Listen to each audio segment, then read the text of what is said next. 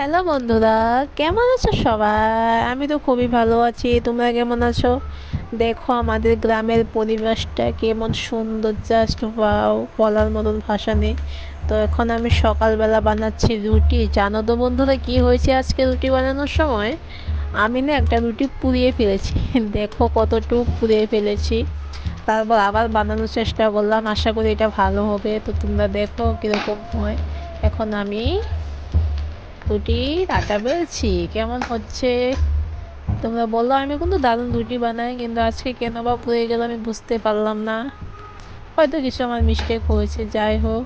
তারপরের বার রুটিটা যখন আমি বানিয়েছিলাম না, দারুণ ফুলেছিল। আর রুটি যখন ফুলে না, বানানোর সময় মনটা মানে ভালো লেগে যায় আর কি। কী বলবো, যে যে বানাও তারা জানো, রুটি যখন বানানোর সময় ফুলে যায় ভালোই লাগে। তো আজকে আমি ব্রেকফাস্টে খেয়েছিলাম সকাল সকাল রুটি, লাল চা। আর লাল চা আমার মতন কে কে এরকম করে খাও বলো তো দেখি, মানে রুটিতে ভিজিয়ে আর কি লাল চাটা কে কে খাও বলো তো বাচ্চাদের মতন। আমার তো দারুণ লাগে খেতে, আমি খাই।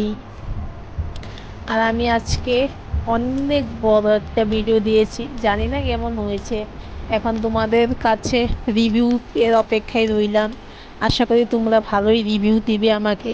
যদি তোমাদের এই ভিডিওটি ভালো লেগে থাকে অবশ্যই বলো আমাকে। আমি নতুন নতুন আরও ভিডিও দেওয়ার চেষ্টা করব। তোমাদের পছন্দর মতন কেমন হয়েছে সেটাও বলো। তো এখন দুপুরবেলা বানানো হচ্ছে চিকেন, আর হবে ফ্রাইড রাইস। তারই প্রিপারেশন হচ্ছে এখন। আর চিকেনের লেগ পিস খেতে কে কে ভালোবাসো কমেন্টে বলো।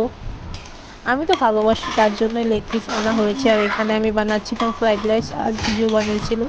দুজন মিলে আসি কি বানিয়েছিলাম। কেমন হয়েছে বলো তোমরা।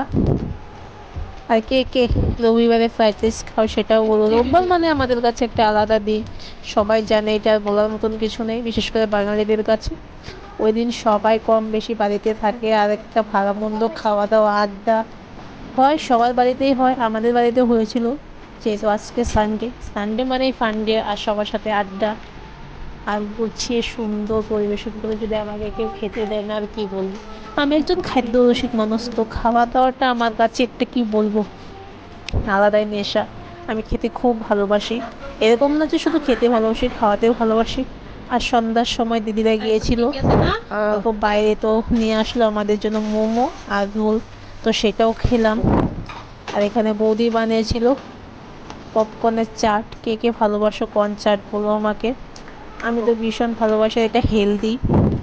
এটা এটা খেলে কোনো গ্যাস ট্যাস হয় না, শরীরের জন্যও ভালো। জানি না আমি কতটুকু ঠিক বললাম। এটা আমার পাপা, এটা আমার দুই পাপা। তার মা পাপার সাথে খেলা করছে।